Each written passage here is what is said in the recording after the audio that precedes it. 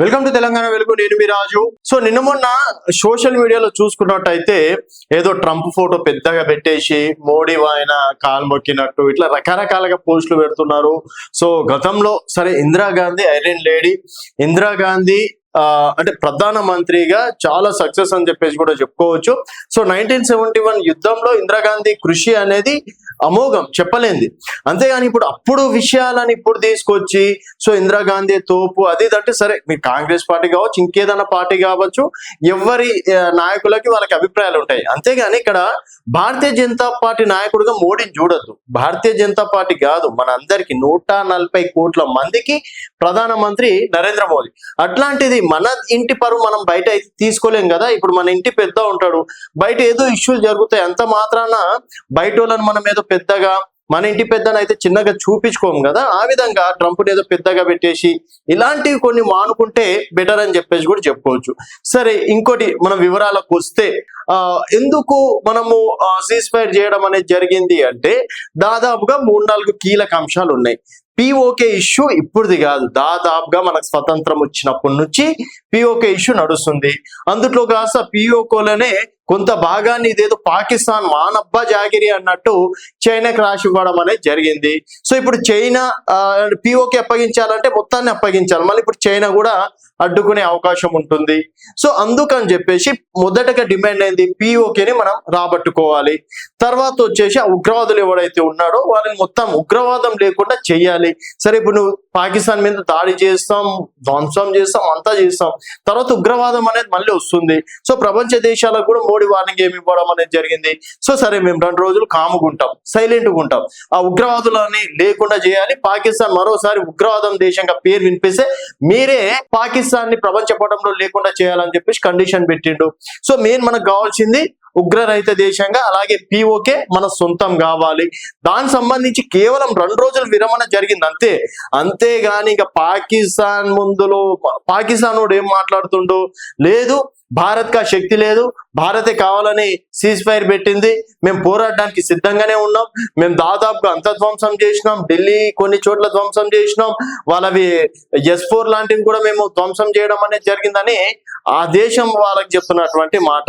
ఇక్కడ మనం ఒక్క రోజు ఆపరేషన్ సింధూర్ మొదలు పెడితేనే 2వ రోజు అక్కడ ప్రధానమంత్రి వెళ్ళి దాక్కున్నాడు బ్యాంకర్లు, ఆ దేశ ప్రధానమంత్రి దాక్కున్నటువంటి పరిస్థితి, ఆర్మీ చీఫ్ ఎక్కడ వెళ్ళిపోయిండో తెలియని పరిస్థితి, అక్కడ పౌరులే మిస్సింగ్ అని చెప్పేసి పోస్టర్లు వేసినటువంటి పరిస్థితి, తర్వాత యుద్ధం ఆపండి మహాప్రభు అని చెప్పేసి ఆ పౌరులు రోడ్ల మీదకి వచ్చినటువంటి పరిస్థితి. సో ఎన్ని చోట్ల ఎన్ని దాడులు జరిగినాయో వాళ్ళకైతే తెలుసు కదా. లాహోర్ పైన జరిగింది, తర్వాత మా దగ్గర ఈ క్షిపణిలు వచ్చినాయి, తర్వాత కరాచీ ఎయిర్పోర్ట్ మొత్తానికి ధ్వంసం కావడం అనేది జరిగింది. వాళ్ళ క్లారిటీగా ప్రకటించుకున్నారు మీడియాలో, వాళ్ళ మీడియాలోనే వచ్చినటువంటి విషయాలు.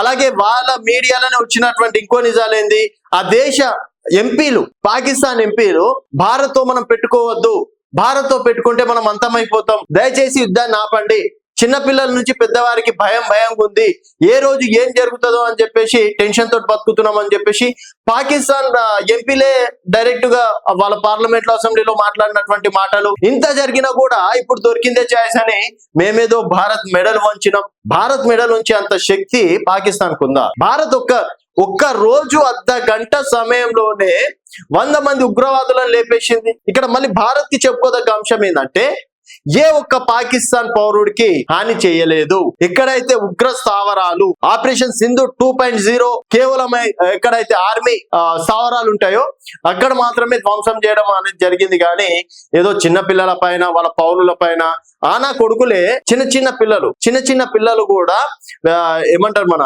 బార్డర్లలో అమాయకమైన ప్రజల్ని చంపేసినటువంటి పరిస్థితి దొంగచాటున. అంతేగాని మనం ఏ ఒక్క పాకిస్తాన్ పౌరుని చెప్పలేదు. అంత క్లారిటీగా యుద్ధం చేస్తున్నాం.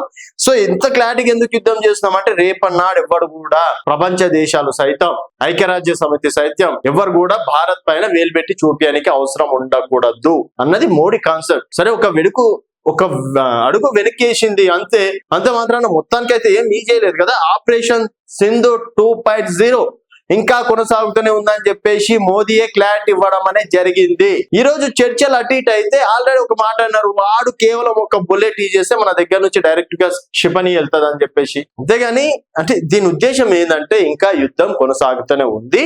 కేవలం 2 రోజులు మాత్రమే బ్రేక్ ఇవ్వడం అనేది జరిగింది.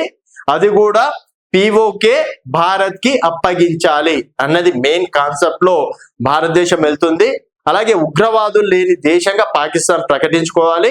పొరపాటును ఇంకోసారి ఉగ్రదాడి పాకిస్తాన్ నుంచి వస్తే తర్వాత తదుపరి చర్యలు ఏ విధంగా ఉంటది అని చెప్పేసి దానికి సంబంధించి కూడా కొన్ని కారణాలు పెట్టింది.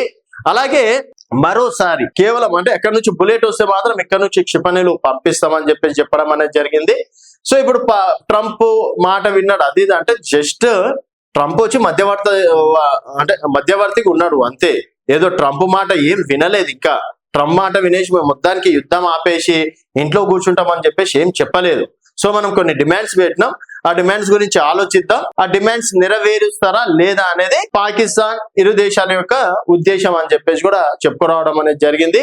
సో ఆపరేషన్ సింధూర్ అనేది ఇంకా కంటిన్యూ అవుతూనే ఉంది. వాళ్ళు ఉల్లంఘన చర్యలు అంత క్లారిటీగా కనిపించినా కూడా వీడియోలు ఉన్నాక కూడా మేము ఉల్లంఘన చర్యలకు పాల్పడలేదు అని చెప్పేసి మళ్ళీ చెప్పుకుంటున్నారు.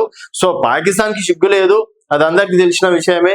మరోసారి కూడా వాళ్ళ దేశ పౌరులకే తెలుసు ప్రధాని ఏడు దాకుండో, ఆర్మీ చీఫ్ ఏడు దాక్కున్నాడు అని చెప్పేసి. ఆయన కూడా ఏదో బిల్డప్ కి ప్రపంచ దేశాలకు ఏదో పాకిస్తాన్ మేము హైలైట్ అది అని చెప్పుకురావడం అనేది జరుగుతుంది. ఒకవేళ యుద్ధం జరిగినా పాకిస్తాన్ కి ఒక టర్కీ ఒకటి సపోర్ట్ చేస్తుంది, మహా అయితే చైనా సపోర్ట్ చేస్తుంది అంతే. ఇంకెవ్వరు కూడా పాకిస్తాన్ కి రారు. ఇంకోటి మనం అవసరం లేదు, బలూచిస్తాన్కే మనం కొన్ని ఆయుధాలు ఇస్తే వాళ్ళే క్లోజ్ చేస్తారు. దాదాపుగా 100 మంది పాకిస్తాన్ ఆర్మీలని బలూచిస్తాన్ లేపేయడం అనేది జరిగింది. సో ఇది ప్రస్తుతం ఉన్నటువంటి సిచ్యువేషన్. అండ్ డెఫినెట్ గా మోడీ తను అనుకున్న లక్ష్యాన్ని నెరవేరుస్తారని చెప్పేసి కూడా మీరు అనుకుంటున్నారా అనేది మీ అభిప్రాయాలు కింద కామెంట్ రూపంలో తెలియజేయండి. చూస్తూనే ఉండండి తెలంగాణ వెలుగు.